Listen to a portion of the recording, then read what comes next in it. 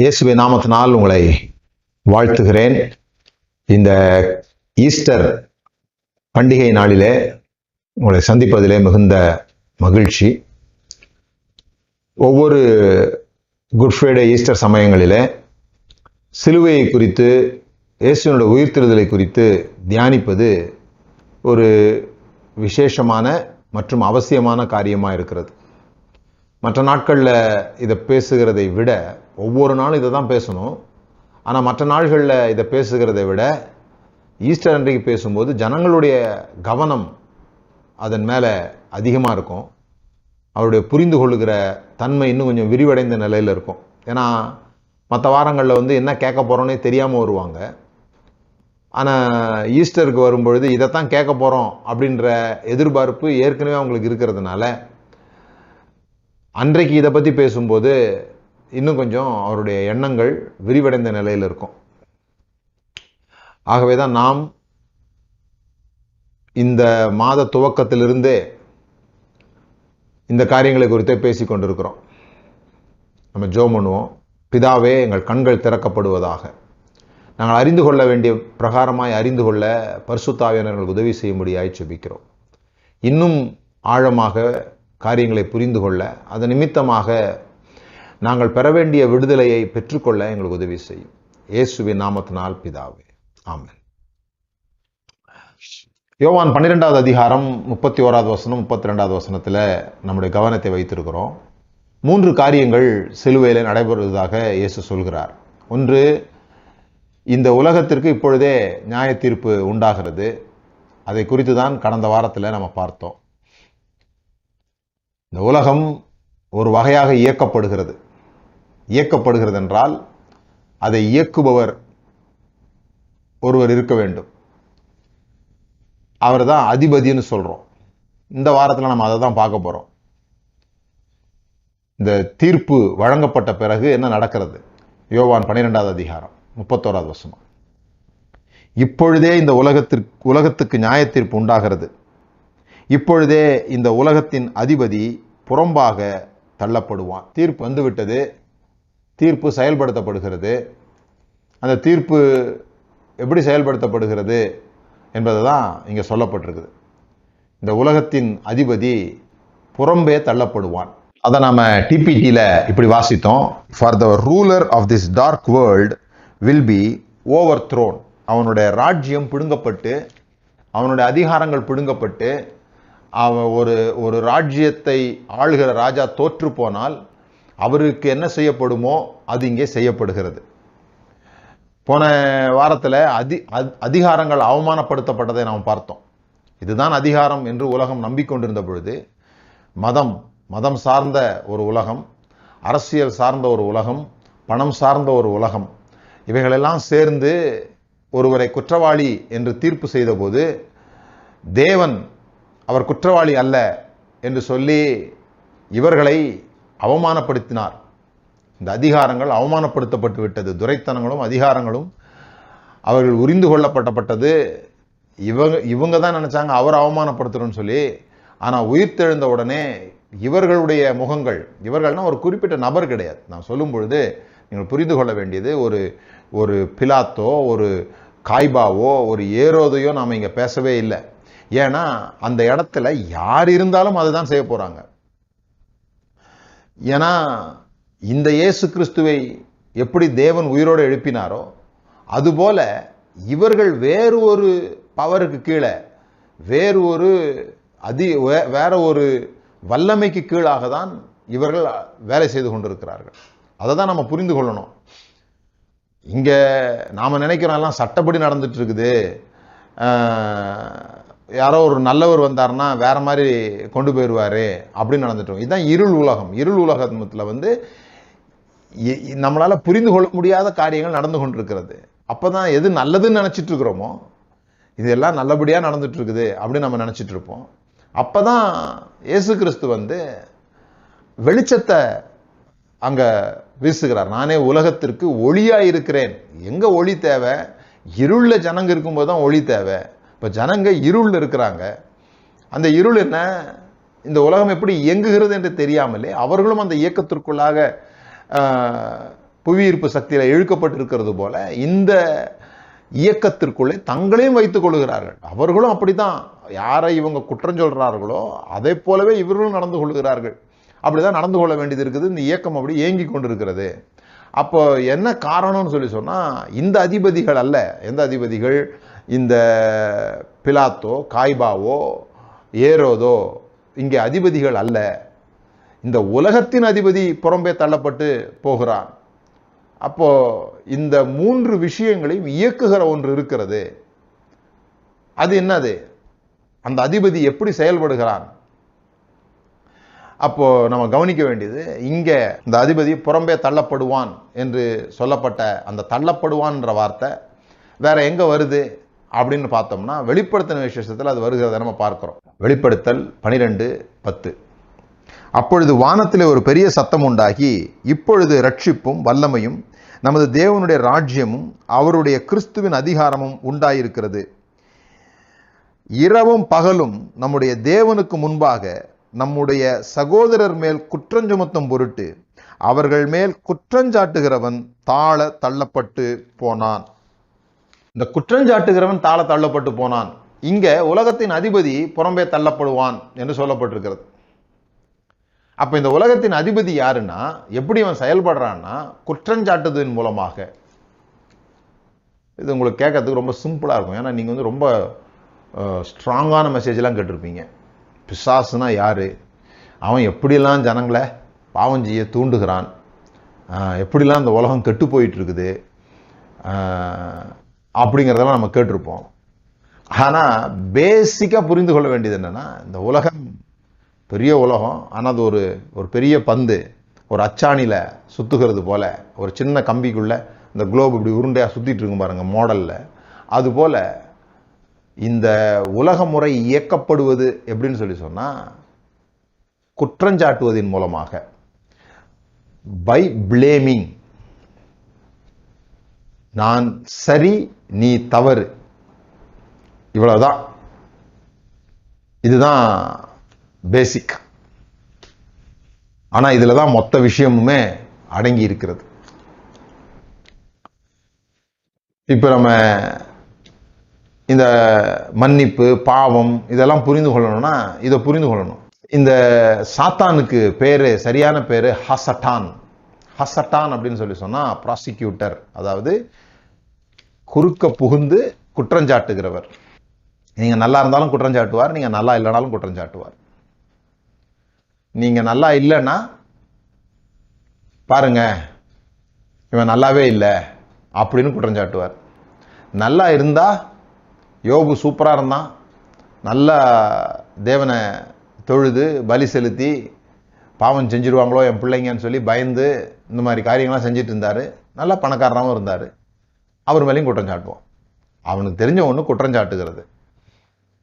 அவன் தான் முத தோட்டத்தில் போய் தேவன் மேல ஒரு குற்றத்தை வைக்கிறான். தேவன் வந்து உங்களுக்கு எல்லாத்தையும் தரல, நீங்க முன்னேறத அவருக்கு பிடிக்கல, அவருக்கு ஒரு பயம் இருக்குது, நீங்க வந்து அவரை போல ஆயிடுவீங்களோன்னு ஒரு பயம் இருக்குதுன்ற ஒரு சட்டிலான தந்திரம் உள்ள, வெளியே வந்து அது வந்து நமக்கு நன்மை செய்யற மாதிரியே இருக்கும், நம்மளை ரொம்ப நேசிக்கிற மாதிரியே இருக்கும், ஆனா அது ஒரு தீமைக்கு நேரம் நடத்தும் பாருங்க. அந்த மாதிரியான ஒரு விஷயத்தை அங்க செய்கிறான். குற்றஞ்சாட்டுகிற விதமே தெரியாதது போல, இவர்களுக்கு நன்மை செய்கிறது போல தேவன் மேல ஒரு குற்றஞ்சாட்டுதல். இவனுக்கு எப்பொழுதுமே எல்லார் மேலேயும் ஒரு குற்றஞ்சாட்டணும். இன்னொரு வசனத்தை நான் ஞாபகப்படுத்துகிறேன். சகரியா 3வது அதிகாரம் 1 வசனத்திலிருந்து வாசிக்கிறேன். அவர் பிரதான ஆசாரியனாகிய யோசுவாவை எனக்கு காண்பித்தார். அவன் கர்த்தருடைய தூதனுக்கு முன்பாக நின்றான். சாத்தான் அவனுக்கு விரோதம் செய்ய அவன் வலது பக்கத்திலே நின்றான். என்ன விரோதம் செய்யறான் பாருங்க. அப்பொழுது கர்த்தர் சாத்தானை நோக்கி, கர்த்தர் உன்னை கடிந்து கொள்வாராக, சாத்தானே, எருசலேமை தெரிந்து கொண்ட கர்த்தர் உன்னை கடிந்து கொள்வாராக, இவன் அக்கினி நின்று தப்புவிக்கப்பட்ட கொள்ளி அல்லவா என்றார். யோசுவாவோ எனில் அழுக்கு வஸ்திரம் தரித்தவனாய் தூதனுக்கு முன்பாக நின்றிருந்தான். அவர் தமக்கு முன்பாக நிற்கிறவரை நோக்கி, இவன் மேல் இருக்கிற அழுக்கு வஸ்திரங்களை களைந்து போடுங்கள் என்றார். பின்பு அவனை நோக்கி, பார், நான் உன்னை அக்கிரமத்தை உன்னிலிருந்து நீங்கச் செய்து உனக்கு சிறந்த வஸ்திரங்களை தரிப்பித்தேன் என்றார். இப்போ என்ன விரோதம் செய்யறான் சாத்தான்? என்ன விரோதம் செய்யறான்னா, இவன் வந்து அழுக்கு வஸ்திரம் தரித்திருக்கிறான் அப்படிங்கிறது தான் குற்றச்சாட்டு. அதனால தான் ஆண்டவர் வந்து உன்னை கடிந்து கொள்கிறேன் அப்படின்னு சொல்லிட்டு அவன் மேலே இருக்கிற அழுக்குகளை நீக்குங்க, அவன் அக்கிரமங்களெல்லாம் நீக்கிட்டேன் அப்படின்னு சொல்கிறார். என்ன சொல்ல வரேன்னா, இந்த பிசாசுன்னு சொல்லுகிற ஒரு விஷயம் இருக்கு இல்லையா, சாத்தான் அப்படின்னு சொல்கிறோம் இல்லையா, ஹசத்தான் அப்படின்னா அது ஏதோ 2 கொம்பு ஒரு வால் உடையதாகவோ அல்லது ஒரு பாம்பாகவோ அல்லது உங்களை பாக்கு போட செய்கிற, விபச்சாரம் பண்ண செய்கிற ஒரு வல்லமையாகவோ அப்படிதான் கருதி கொண்டு இருக்கிறோம். இந்த சாத்தான் தாங்க என்ன இப்படிலாம் செய்ய வச்சுட்டான். சாத்தான் அதெல்லாம் செய்ய வைக்கலையாம். சாத்தானுக்கு ஒரு வேலை இருக்குன்னு சொல்லி சொன்னால், நீங்க எப்போ நீங்க சாத்தானா மாற முடியும், சாத்தானுடைய ஆட்களாக எப்பொழுது மாற முடியும்னா, அடுத்தவர்கள் மீது பழி சொல்லும் பொழுது நீங்கள் சாத்தானுடைய பதவியை எடுத்துக்கொள்கிறவர்களாகவோ அல்லது அவருடைய பிள்ளைகளாகவோ மாற முடியும். நீங்கள் மற்றவர்கள் பழி சொல்லுகிறதுனால், பழி சொல்லுகிறவர்கள் எத்தனை பேரோ அத்தனை பேரும் சாத்தானுடைய பிள்ளைகளாகும்படி அவர்களுக்கு அதிகாரம் கொடுக்கப்பட்டிருக்கிறது. வசனம் எங்க இருக்குன்னு தேடாதீங்க, வசனம் இல்லை, நான் பேராஃப்ரைஸ் பண்ணி சொல்லியிருக்கிறேன். அப்ப இந்த தள்ளப்பட்டு போனது என்னது, புறம்பே தள்ளப்பட்டு போனது என்னது, பழி சொல்லுதல். என்ன விஷயம், என்னங்க பழி சொல்றது இவ்வளவு பெரிய விஷயமா அப்படின்னு யோசிக்கிறீங்க பார்த்தீங்களா, அதுதான் சாத்தானுடைய தந்திரம்.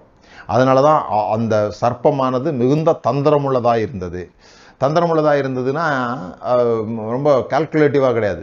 இந்த ஒரு சர்ப்பத்தை ஏன் அவங்க எடுத்துக்காட்ட வைக்கிறாங்கன்னா, அது இருக்கிற இடமே தெரியாது, அது அங்கதான் இருக்குதுன்னே தெரியாது. அது ஒரு இதுல படுத்திருக்குன்னு வச்சுங்க, நீங்க போய் அதை தட்டி விடுற வரைக்குமே அப்படி ஒரு விஷயம் அங்க இருக்குது தெரியாது. Very tricky, subtle. அப்போ நாமும் கூட இதுல எப்படி பாதிக்கப்படுறோம்னு சொல்லி சொன்னா, இது சாத்தானுடைய கிரியைன்னு தெரியும். இப்ப பீடி சிகரெட் குடிக்கிறோம், விபச்சாரம் பண்றோம், கொலை பண்றோம், இதெல்லாம் பண்ணும்போது நமக்கு தெரியுது இதெல்லாம் சாத்தானுடைய கிரியைகள்,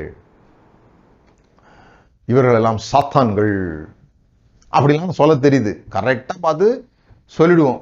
ஆனா இப்படி சொல்றோம் பாத்தீங்களா, இவெல்லாம் சாத்தான்னு சொல்றோம் பாத்தீங்களா, அதுதான் சாத்தானுடைய வேலைன்றதுதான் நமக்கு புரிய மாட்டேங்குது.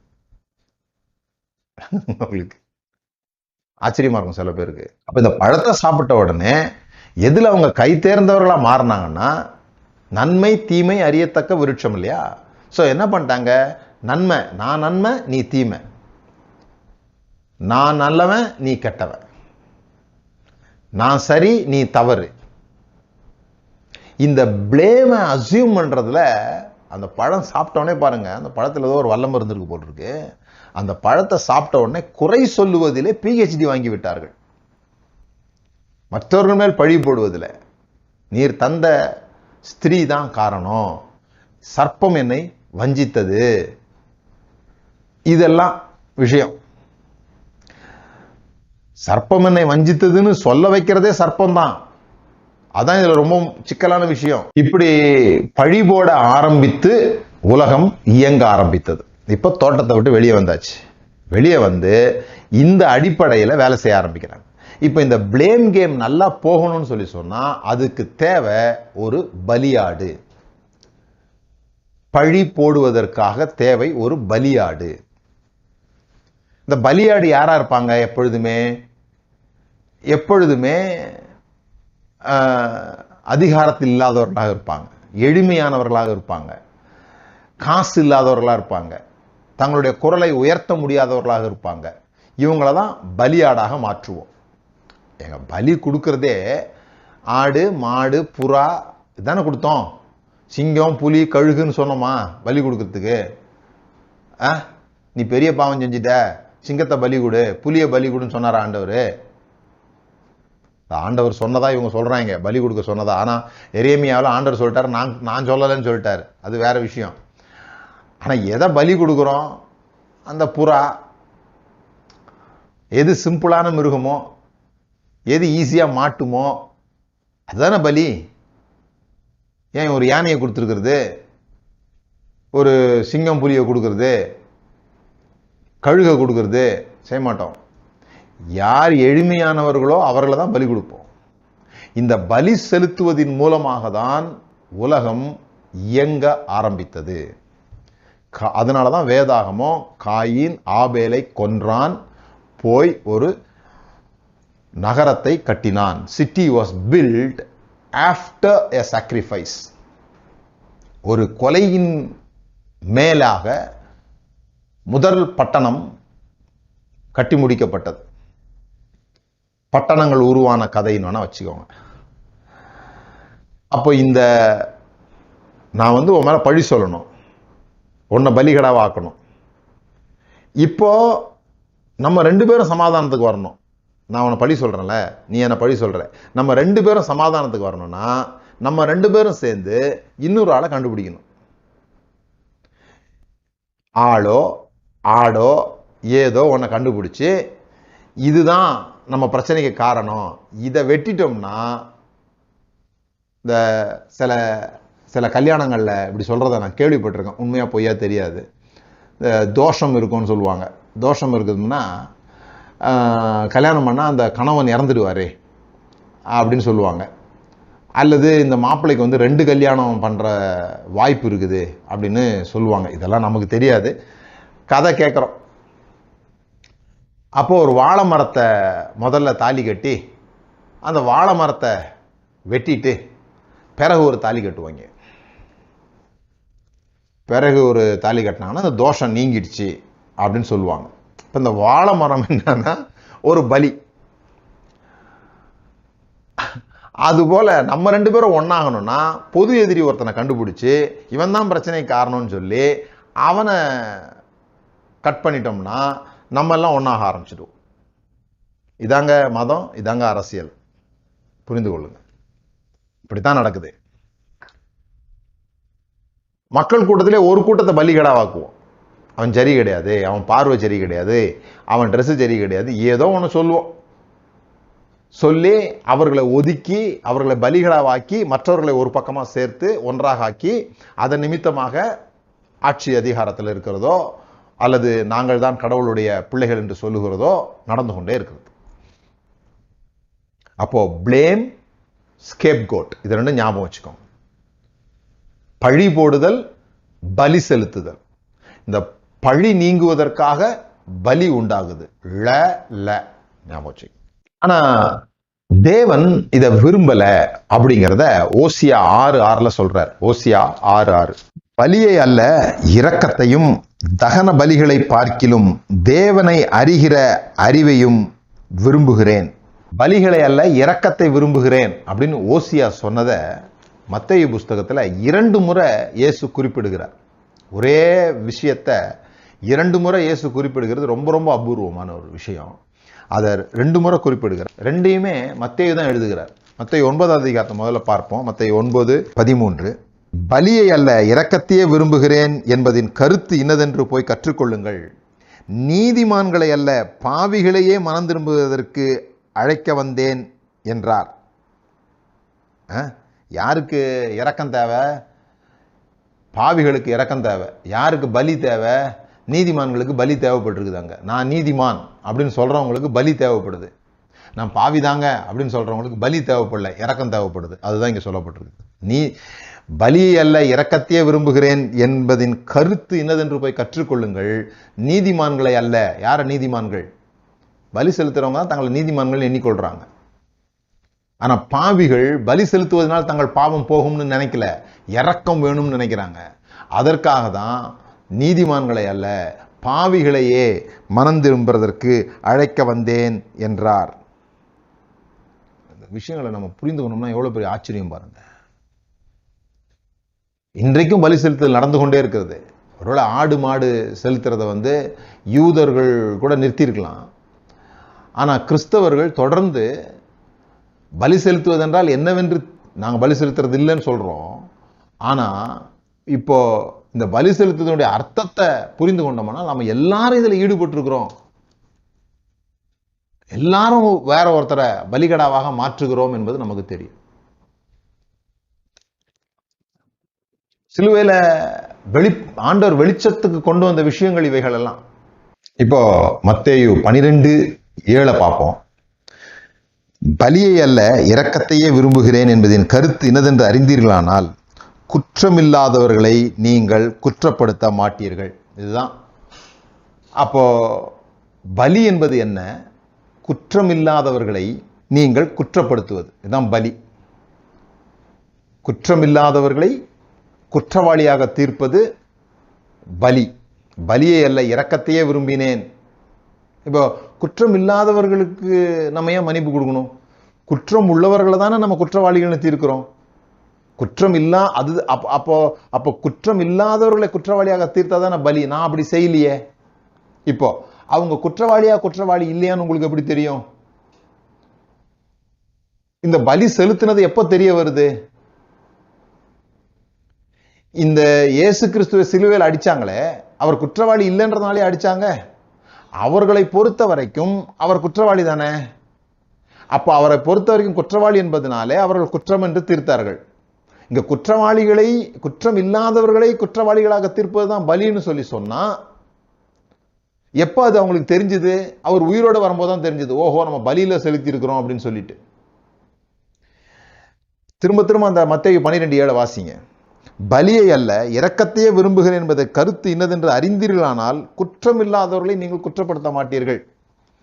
அப்ப குற்றம் இல்லாதவர்களை குற்றப்படுத்துவது பலி என்று சொன்னால் எனக்கு குற்றவாளி யார் குற்றவாளியா இல்லை என்று எனக்கு எப்படி தெரியும் என்றால், நான் எதை குற்றம் என்று நினைக்கிறேனோ, நான் எதை குற்றம் இல்லை என்று நினைக்கிறேனோ அதன் பொறுத்தே நான் தீர்ப்பு சொல்றேன். ஆனா என் தீர்ப்பு வேற மாதிரி இருக்க வாய்ப்பு இருக்குது. அப்ப இதுல என்ன வருது? நான் எல்லாருக்கும் இரக்கத்தையே காண்பிக்க வேண்டுமே தவிர எப்பொழுது நான் ஒருவரை குற்றவாளி என்று தீர்க்கிறேனோ அப்பொழுது நான் பலி செலுத்துகிறேன். நாங்க பலியெல்லாம் செலுத்துறது இல்லை. நாங்க குற்றம் உள்ளவர்களை தான் குற்றம் சொல்லுமே தவிர குற்றம் இல்லாதவர்களை குற்றம் சொல்றதே இல்லை. அது குற்றம் இல்லை என்று தீர்ப்பளிப்பதற்கு நீங்கள் யார்? இதுதான் கேள்வி. அப்படிங்கும் போது நம்ம சிக்கல்ல மாற்றோம். அதுக்கு பேசாம என்ன பண்றோம்? எல்லாரையுமே மன்னிக்கிறது, எல்லாருக்குமே இரக்கம் செலுத்துகிறது தான் தேவன் விரும்புகிறார் என்பதுதான் அதனுடைய பொருள். இதை கற்றுக்கொள்ள வேண்டும்ன்றார். 2 இடத்துலயும் சொல்றார், போய் கற்றுக்கொள்ளுங்க. இதனுடைய கருத்து என்னன்னு கத்துங்க. பலியை அல்ல இரக்கத்தையே விரும்புகிறேன் தேவன் சொன்னார் இல்லையா, அதை போய் முதல்ல கத்துக்கோப்பா. அப்ப நாம தொடர்ந்து என்ன பண்ணிட்டு இருக்கிறோம்னு சொல்லி சொன்னா, இந்த பலி செலுத்துகிற இயக்கம் இருக்குது, இந்த உலகம் இயங்குகிற முறை ஒன்று இருக்குது, மத முறை, பலி செலுத்துகிற முறை இருக்குது. நான் பரிசுத்தம், நீ பரிசுத்தம் இல்லை, நான் செய்யறதெல்லாம் சரி, நீங்க செய்யறதெல்லாம் சரியில்லை, நான் சாப்பிட்றதெல்லாம் சரி, நீ சாப்பிட்றது சரியில்லை, நான் உடுத்துற உடை சரி, நீ உடுத்துற உடை சரியில்லை, இப்படி சொல்லிட்டு இருக்கிறோமே. இதுல தான் நாம பலி செலுத்தி கொண்டே இருக்கிறோம். ஆனால் தேவன் எல்லோரையும் ஏற்றுக்கொள்ளுகிறவராக இருக்கிறார் என்பதை பேசுகிறோம். ஆனா நாம எல்லாரையும் ஏத்துக்க மாட்டேன்றோம். அவன் தெரியுமா இந்த மோசமான நபர், அவன் தெரியுமா இவன் அந்த மாதிரியான நம்பிக்கையில் உள்ளவன், ஆகவே நாங்க அவங்களெல்லாம் ஏத்துக்க மாட்டோம். அவங்க எப்ப ஏத்துப்போம்? நாங்க நம்புறதையே அவங்க நம்பி வந்தாங்கன்னா ஏத்துப்போம், இல்லைன்னா ஏத்துக்க மாட்டோம். இது நாம சொல்ற விஷயம். நீங்க யார அப்படி சொல்றீங்களோ அவங்களும் உங்களை அப்படித்தான் சொல்றாங்க. அப்படிதான் நடந்துட்டு இருக்குது. எப்பொழுதுமே இன்னொருத்தரை பலி செலுத்தும் போது அல்லது இன்னொருத்தரை குற்றம் சாட்டும் போது நான் அவனை குற்றம் சாட்டுகிறேன், நான் அவனை பலி செலுத்துகிறேன் சொல்ல மாட்டோம். நாம் என்ன சொல்லுவோம்? I am standing on the side of truth. நான் சத்தியத்துக்காக நிற்கிறேன், நான் தீமைக்கு எதிர்த்து நிற்கிறேன், இதெல்லாம் தேவனுக்கு பிடிக்காது, ஆகவே நான் இதற்கு எதிர்த்து நிற்கிறேன், இப்படி சொல்லுவோம். ஆனா செஞ்சுக்கிட்டு இருக்கிறது நம்மை அறியாமலே நாம் பலியை தான் செலுத்தி கொண்டிருப்போம். இதுதான் இந்த சாத்தானுடைய வேலை. இதை தான் தேவன் புறம்பே தள்ளுகிறார் சிலுவையில. ஏன்னா தள்ளுவதற்கான அதிகாரம் அவர் ஒருவருக்கு தான் இருக்குது. எப்படி இருக்குது? அவர் தான் பழி வாங்குவதற்கு எல்லா விதத்திலேயும் உரிமை பெற்றவராக இருக்கிறார். அவர் தான் தப்பு செய்யாம உண்மையிலேயே குற்றமற்றவரை குற்றவாளியாக சொன்னானா அவர் தான். ஏன்? நாம குறை சொல்லுகிற எல்லா மனிதர்களும், நம்மை குறை சொல்லுகிற எல்லா மனிதர்களும் ஒரு விதத்தில் சரியானவர்கள். நாம யார் மேலேயும் சும்மா போய் எந்த குறையும் சொல்றது இல்லை. ஏதோ ஒரு விதத்தில் அவனுக்கு ஒரு குறை இருக்கும், அதுக்கப்புறம் நாம கொஞ்சம் நிறைய பில்டப் பண்ணிப்போம், அது வேற விஷயம். ஆனா ஆராய்ச்சி பண்ணி பார்த்தா எல்லார் இடத்திலும் குறைகள் இருக்கும். அப்ப நான் இதுக்காக தான் அவனை கொன்னன்னு சொல்ல முடியும். ஆனா எந்த குறையுமே இல்லாத ஒருவர் இருக்கிறார் என்றால் அவர் இயேசு கிறிஸ்து. அவரை சிலுவையில மாட்டிட்டாங்க. அவர் குறை இல்லாம இருந்தது பெரிய விஷயம் இல்லை. நான் அதை பெரிய விஷயமா பேசல. அவர் குறையில்லாமல் இருந்ததுனால அவர் பழி வாங்குவதற்கு, அல்லது நீங்கள் செய்தது தவறு, ஆகவே நீங்கள் எல்லோரும் சிலுவைக்கு போக வேண்டும் என்று உயிர்த்தெழுந்த பிறகு தீர்ப்பு சொல்வதற்கு முழு உரிமை பெற்றவர். அவர் சிலுவையில் இருக்கும்போது என்ன சொல்றாரு? பிதாவே, இவர்கள் அறியாமல் செய்கிறார்கள், தாங்கள் செய்வது என்னதென்று அறியாது இருக்கிறார்கள், இவர்களுக்கு மன்னியும் என்றது குட் ஃப்ரைடேல 7 வார்த்தைகள் ஒரு வார்த்தை பிரசங்கம் பண்றதுக்காக அவர் சொல்லல. ஏதோ மன்னிக்கணும் அப்படின்னு சாதாரணமா யோசிக்காதீங்க. அதுதான் ஒரு புது உலகத்தை உண்டாக்கின வார்த்தை. அதுவரை இயங்கின முறைகளிலிருந்து வித்தியாசப்பட்ட ஒன்று. யார் சொல்லுகிறான்றது ரொம்ப முக்கியம். என்னால இன்னொருத்தரை எதிர்த்து தாக்க முடியாத போது, எனக்கு அந்த வல்லமை இல்லாத போது, சரி போனா போட்டு நான் விட்டுட்டேன் அப்படின்னு சொல்றது வேற. எனக்கு எல்லா அதிகாரமும் இருக்கும் பொழுது, என்னால முடியும் பொழுது, சரி போனா போதுன்னு விட்டுட்டேன் அப்படின்னு சொல்றது வேற இல்லையா? 2 விஷயம் இருக்குது. அதான் இயேசு சொன்னார், நான் இப்போ கூப்பிட்டா என்னுடைய பிதா 12 லேகியம் தூதர்களை அனுப்புறதுக்கு எனக்கு தெரியாம இல்லப்பா. அவ்வளவு அதிகாரம் படைத்தவர். அவர் அங்க தன்னுடைய அதிகாரத்தை காண்பிக்க வேண்டும் என்று வலியுறுத்தப்படும் பொழுதும், நீ தேவனுடைய குமாரனை ஆனால் இறங்கி வா கூப்பிடுறாங்க. நம்ம அதிகாரம் இல்லாத போது பணிந்து போவோம். அதிகாரம் இல்லாத போது சரி சரி போட்டோம் அப்படின்னு சொல்லிடுவோம். ஆனால் நமக்கு அதிகாரம் இருக்கும் என்றால், அந்த அதிகாரத்தை செயல்படுத்த முடியுமானால், அந்த நேரத்தில் எப்படி இருப்போம்? பதவிக்கு வந்த யோசேப்பு தன்னுடைய சகோதரர்களை மன்னித்தானே, அதுபோல உயிர்த்தெழுந்த இயேசு பயப்படாதிருங்கள், உங்களுக்கு சமாதானம் என்று சொல்லி ஒரு புதிய உலகத்தை கொண்டு வந்தார். நீங்க ஏதோ சாதாரணமான விஷயமா நினைச்சுக்காதீங்க, குறை சொல்றது ஒரு பெரிய விஷயமா அப்படின்னு சொல்லி. மற்ற பாவங்கள் எல்லாம் வெளியே தெரியும். பாவம் செய்யும் போது இந்த பாவம்னு பேரிட்டுலாம். அந்த பேரிடும் பொழுது நம்ம செய்யறது தான் பாவம் அப்படின்னு நமக்கு தெரியல. லூக்கா 11:48, ஆகையால் உங்கள் பிதாக்களுடைய கிரியைகளுக்கு நீங்களும் உடன்பட்டவர்கள் என்று சாட்சியிடுகிறீர்கள்.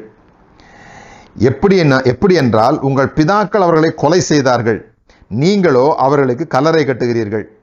ஆதலால் தேவ ஞானமானது, நான் தீர்க்கதரிசிகளையும் அப்போஸ்தலர்களையும் அவரிடத்தில் அனுப்புவேன், அவர்களில் சிலரை கொலை செய்து சிலரை துன்பப்படுத்துவார்கள்.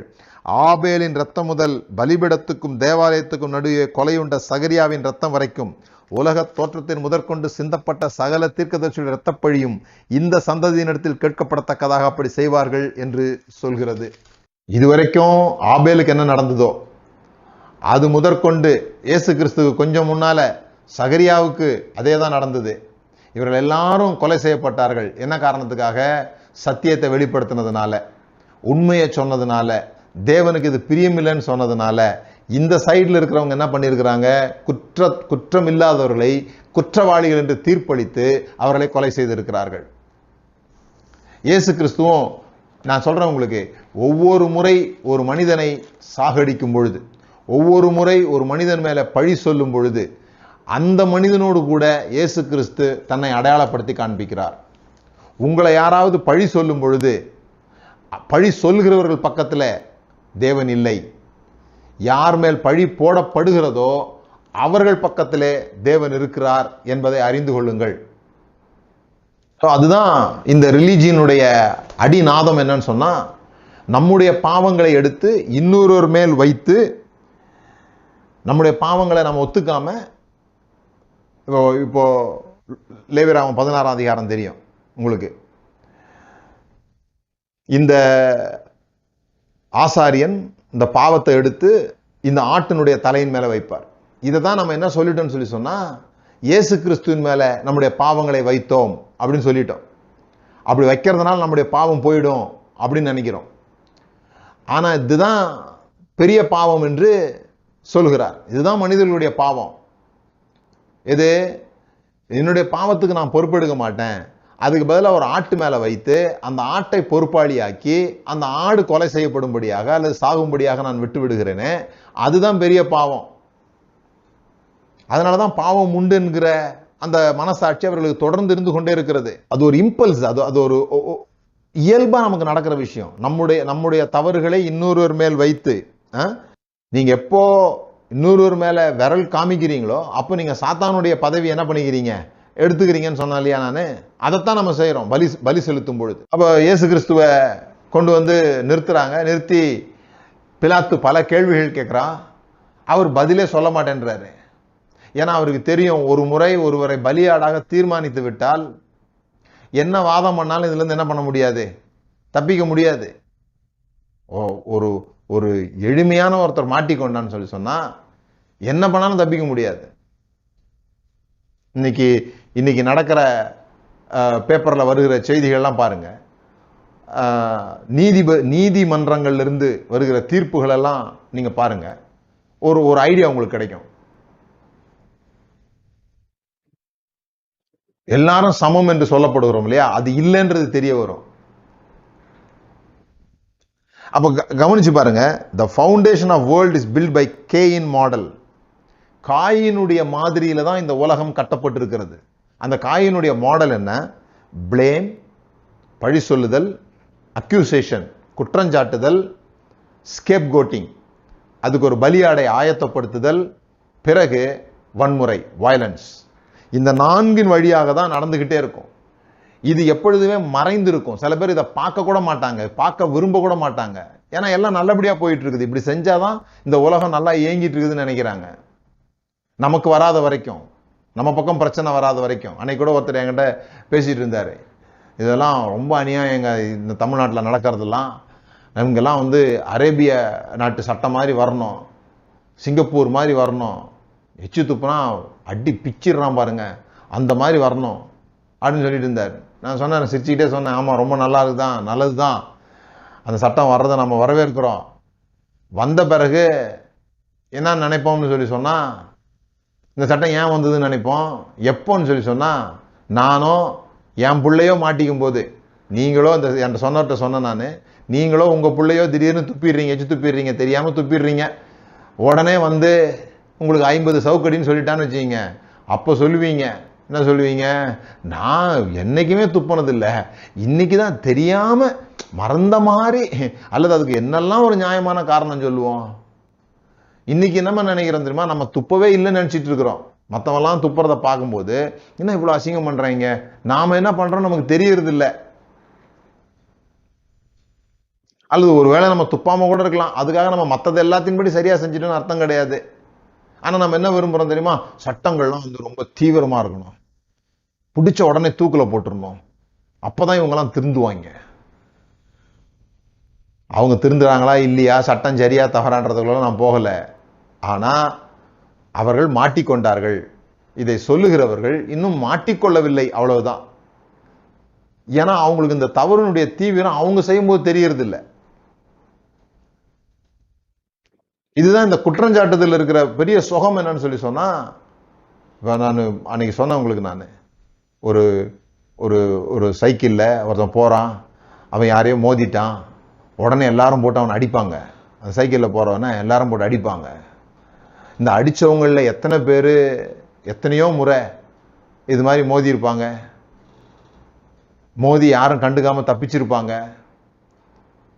அல்லது அவனுக்கு பணம் கொடுத்து சரி பண்ணியிருப்பாங்க. இப்படிப்பட்ட பலதரப்பட்ட மக்கள் அங்க இருப்பாங்க. ஆனா அவங்க எல்லாம் சேர்ந்து நீ எப்படி மோதலாம் அப்படின்னு அடிப்பாங்க. இது இந்த ஆபத்து இருக்கு பாருங்க, மற்றவர்கள் மேல் பழி சொல்லுகிற அந்த ஆபத்து இருக்கு பாருங்க, அது ரொம்ப ரொம்ப பெரிய விஷயம். அது நீங்க சாதாரணமா நினைக்காதீங்க. அதுதான் சிலுவையில கீழே தள்ளப்பட்டது. எப்போன்னு சொன்னா, இவர்களுக்கு மன்னியும் என்று அவர் சொல்லும் பொழுது. நான் யார் மேலேயும் பழி சொல்லல, இவங்கெல்லாம் அப்படி பண்றாங்கன்றத இவர் பழியாகவே எடுத்திருக்கலாம். எடுக்கிறதுக்கு எல்லா உரிமையும் உள்ளவர். அதான் அங்க அங்க பெரிய விஷயம். பழி சொல்லும் போது பாருங்க, எப்போ நம்ம மற்றவங்க மேல பழி சொல்றோன்றதை நல்லா புரிந்து கொள்ளுங்க. எப்போ நாம பதட்டம் ஆயிடுறோமோ, எப்போ நமக்கு பயம் வருதோ, அப்போதான் நம்ம மற்றவங்க மேல பழி சொல்லுவோம். ஏன் காய்பாவும் பிலாத்துவும் ஏரோதும் இயேசு கிறிஸ்துவ சிலுவையில் அடிக்கிறதுக்கு ஒத்துக்கிட்டாங்க? ஏன் பிளான் பண்ணாங்க? காய்பா ஏன் பிளான் பண்ணாரு?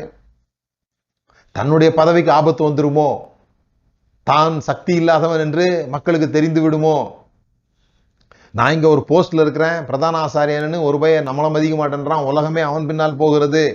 இந்த ஆங்ஸைட்டி, இந்த ஃபியர், இந்த பொறாமை, இந்த போட்டி வரும்பொழுது பிலாத்துக்கு என்ன பயம்? அவருக்கு விடணும்னு ஆசை கூட வந்துச்சு. ஆனா எங்க தன்னுடைய பதவி போயிடுமோ, எங்க தான் மேல ராஜ துரோக குற்றம் சுமத்தப்படுமோ, எங்க இந்த மக்கள் தனக்கு விரோதமானவர்களா மாறி விடுவார்களோ, இந்த மக்களை எப்படி ப்ளீஸ் பண்ணலாம், இந்த ஆங்ஸைட்டி தான் பிலாத்த கை கழுவ வச்சது. நாம் மற்றவர்கள் மேல பழி போடுறோம். ஏன் பழி போடுறோம்? சுகமா இருக்கும். இப்போ நீங்க ஆஃபீஸில் ஒர்க் பண்ணிட்டு இருந்தீங்க, அந்த சீன் நீங்க பார்க்கலாம். ஆஃபீஸில் ஒர்க் பண்றவங்க அந்த கேன்டீன்ல அல்லது சாப்பிட்ற இடங்கள்ல நீங்க பார்த்தீங்கன்னா, ஒரு ஆள் வந்து பாஸை பத்தி குறை சொல்லுவாரு, அல்லது பாஸ் சரியில்லைன்றதை பத்தி பேசிட்டு இருப்பாரு. எல்லாரும் சேர்ந்து இன்புட் கொடுத்துட்டு இருப்பாங்க, ஆமாம் சரியில்லை அப்படின்னு சொல்லிட்டு. அந்த நேரம் பாருங்களேன், என்னமோ கம்பெனியே ஒற்றுமையா இருந்த மாதிரி இருக்கும். அந்த பேச்சு நடக்கிற இடத்துல பெரிய ஒரு ஐக்கியம் தென்படும். காய்பாவுக்கு பிலாத்த பிடிக்காது, காய்பாவுக்கு ஏரோதை பிடிக்காது, ஏரோதுக்கு பிலாத்த பிடிக்காது, ஏரோதுக்கு காய்பாவை பிடிக்காது. இந்த 3 பேரும் ஒருத்தருக்கு ஒருத்தர் பிடிக்காது. இன்னும் பைபிள் எப்படியே சொல்லியிருக்கு, இவங்க 2 பேரும் சண்டையில் இருந்திருக்கிறாங்க, பிலாத்தும் காய்பாவும். ஆனா இவரை பலிகடாவாக மாற்றுவதற்கு 3 பேரும் ஒன்னாயிட்டாங்களே. 3 பேரும் ஆட்சி அதிகாரம் வரும் பொழுது அவங்க இவன் நம்மளை மேற்கொண்டக்கூடாது, யார் சொல்றதை யார் கேட்கணுன்றதுல ஒருத்தருக்கு ஒருத்தர் போட்டி போறாமலாம் இருந்திருக்கு. ஆனா அவர்கள் பலி செலுத்தணும்னு நினைக்கும் போது இவர்கள் 3 பேரும் ஒன்றாயிட்டாங்க. அது ஒரு போலி ஒற்றுமை. இதுதான் நடக்கும் சில இடங்கள்ல. அது தமிழ் அப்படி சொல்லுவாங்க, விரோதிக்கு விரோதி நண்பன்றுவாங்க. எனக்கு அவனும் விரோதி, உனக்கும் அவன் விரோதி, ஆகவே நம்ம 2 பேரும் நண்பர்கள் ஆயிடலாம். இது பலி செலுத்துகிற முறையில மிக முக்கியமானது, குற்றஞ்சாட்டுகிற முறையில மிக முக்கியமானது. ஒரு ஆளை எலிமினேட் பண்ணணும்னு நினைக்கும் போது, ஒரு எளியவனை தூக்கணும்னு நினைக்கும் போது, நான் போய் அவனை செய்யறதை விட எனக்கு ஒரு கும்பலா சேர்ந்துட்டோம்னு சொல்லி சொன்னா அவனை பெரிய குற்றவாளியா மாத்தலாம். அப்ப நான் யாரெல்லாம் அவனுக்கு விரோதமா இருக்காங்களோ அவனெல்லாம் ஒன்று சேர்க்கிற பணியில நான் ஈடுபடுறேன். அதை தான் போய் காசிப்பிங்னு சொல்றோம். அவர்களை பற்றி தவறான செய்திகளை பரப்பி நம்ம பக்கத்துல ஆதரவை அதிகரிக்கிறோம். இதெல்லாம் நடந்துட்டே இருக்கு பாருங்க. சாத்தான் என் வாழ்க்கையில இருக்கிறானா இல்லையான்றத தெரிஞ்சுக்கிறதுக்கான மேஜர் க்ளூ என்ன தெரியுமா? ஒரு பெரிய அடையாளம் என்ன தெரியுமா? நீங்க அடுத்தவர்களை குறை சொல்றதுல தீவிரமா இருக்கிறீங்கன்னா, உங்களை அறியாமலே நீங்கள் அதை செய்து கொண்டிருப்பீர்களானால் நீங்க தான் அடிமைத்தனத்தில் இருக்கிறீங்க. உங்களுக்கு தான் விடுதலை தேவைப்படுகிறது. அந்த விடுதலை சிலுவையை பார்க்கும்போது தான் உண்டாகுது. சில சமயத்தில் நமக்கு மேலதிகாரி மேல இருக்கிற கோபத்தை யார்கிட்ட காமிப்போம்? யார் நம்மளை எதிர்க்க முடியாதோ அந்த குழந்தைகிட்ட, அந்த கதவுல எல்லாம் காமிக்கிறோம் பாருங்க. இதெல்லாம் ஒரு வகையான விஷயங்கள் தான். Venting it out. நான் அவர் மேல செலுத்த முடியாது, ஆகவே இன்னொருத்தர் மேல செலுத்துறேன் நான். அதுதான் பலிகடான்னு சொல்றோம். சிலுவையில இந்த பழி சொல்லுதல், குற்றஞ்சாட்டுதல், இது எல்லாவற்றையும் தனக்குள்ளாக ஈர்த்து கொண்டார். நாம அப்படி இல்லை. நம்ம மேல ஒருத்தர் குறை சொன்ன உடனே டக்குன்னு அவங்க மேல என்ன சொல்ல முடியுன்றது தான் அது. அதுக்கெல்லாம் பழக வேண்டியதில்லை, படிக்க வேண்டியதில்லை. யார் டியூஷனா வைக்கிறா? அதுக்கெல்லாம் இம்பல்சிவா நடக்கும், இம்மீடியட்டா நடக்கும். நீ என் மேல குறை சொன்ன உடனே உன் மேல நான் குறை சொல்லுவேன். நீ என்னை எந்த விதத்துல நடத்துகிறியோ அதே விதத்துல நான் உன்னை நடத்துவேன். எந்த அளவினால் அளக்கிறோமோ அந்த அளவினாலே அளக்கப்படும்.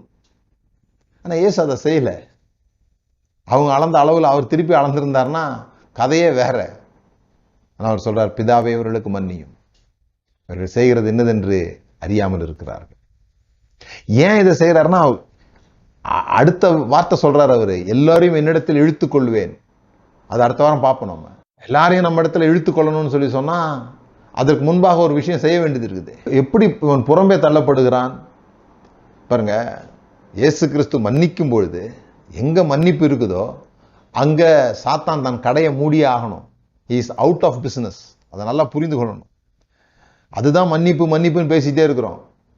எங்க இவன் பாவி அவன் பாவின்னு குற்றஞ்சாட்டுறீங்களோ அங்க சாத்தான் ஆளுகை செய்கிறான். நீ பாவியோ பாவி இல்லை அதெல்லாம் இல்லை, நான் மன்னிக்கிறேன் அப்படின்னு சொல்ற இடத்துல மன்னிக்க ஆரம்பிச்சிட்டோம்னா அங்க பிசாசு ஆளுகை செய்யவே முடியாது. அவனுக்கு அங்க வேலையே இல்லை. பிசாசு துரத்துறதுன்றது நீங்க அடுத்தவர்களை மன்னிக்கும் பொழுது அது தானா போயிடும். ஏன்னா நான் மன்னிக்கும் பொழுது நான் அதை அப்சர்வ் பண்ணிக்கிறேன். பிதாவே இவர்களுக்கு மன்னியும்னு சொல்லும் போது அவன் புறம்பே தள்ளப்பட்டான். குற்றஞ்சாட்டுகிறவன் புறம்பே தள்ளப்பட்டான். அவனுக்கு இவர் இடம் கொடுக்கவே இல்லை. அவர் யாரையாவது குறை சொல்லியிருந்தார்னா ஹிண்ட் கூட கொடுக்கல. நீங்க செய்யறத பாருங்க, பாருங்க என்ன நடக்க போகுதுன்னு பாருங்க, நீ செய்யறது செய். எந்த விதமான ஹிண்ட்டுமே இல்லை. அப்படியே ஏற்றுக்கொள்ளுகிறார். அவங்க சொல்ற குறைகள், காரி துப்புறாங்க, நீ தேவனுடைய குமாரனை ஆனால் இறங்கி வாண்டுறாங்க, அவங்கள ஜெயிக்க விடுறாரு பாருங்க. அவன் கன்வின்ஸ் ஆயிட்டான் என்னன்னா இவர் தேவனுடைய குமாரன் இல்லை, ஏன்னா இவர் இறங்கி வரல. நான் சொன்னபடி நடந்திருந்தாதான், நான் சொன்னபடி நடந்தாதான் அவர் தேவனுடைய குமாரன் நான் என்ன பண்ண முடியும், ஒத்துக்க முடியும். Once forgiveness replaces the demand for vengeance, devil is out of business. இந்த பழி வாங்குதல் என்பதற்கு பதிலாக மன்னிப்பை நீங்க கொண்டு வரும்போது, கிராஸ்னா அதுதான், அதை நீங்க கொண்டு வரும் பொழுது பிசாசு புறம்பே தள்ளப்படுகிறான், குற்றஞ்சாட்டுகிறவன் புறம்பே தள்ளப்படுகிறான். ஆரம்பத்திலிருந்து என்ன காயின் மேல மட்டும் பிரச்சனையானா இல்ல, காயின் ஆபேலை கொலை செஞ்சிட்டான், காயின் ஆபேலை கொலை செஞ்சிட்டான். ஆனா ஆபேலுடைய ரத்தம் பழி வாங்குதலுக்காக கூப்பிடுது. என்ன இப்படி பண்ணிட்டானே, நான் எந்த தப்புமே பண்ணலையே, கடவுளே நீங்க என் காணிக்கை ஏத்துக்கிட்டீங்க, அவ்வளவுதானே, நான் வேற என்ன தப்பு பண்ணேன், இதுக்கு என்ன நியாயம், நியாயம் கேட்கிற ஒரு குரல், ஒரு ரத்தம், ஆபேலுடைய ரத்தம். ஆபேலுடைய ரத்தம் மாத்திரமல்ல, ஒவ்வொருவருடைய ரத்தமும் அதே மாதிரி தான் கேட்டுக்கிட்டே இருக்குது. ஆபேல் முதல் சகரியா வரைக்கும் கேட்குது. நாங்க என்ன தப்பு செஞ்சோம், கடவுள் அனுப்பி தானே வந்தோம், கடவுள் சொன்ன செய்தி தானே சொன்னோம், உண்மையத்தானே சொன்னோம், கேட்டுட்டே இருக்குது. அப்ப அதுக்கு ஒரு ரியாக்ஷன் நடந்துகிட்டே இருக்குது. இப்ப யாராவது இந்த கேள்வி இல்லாம ஆக்கணும்.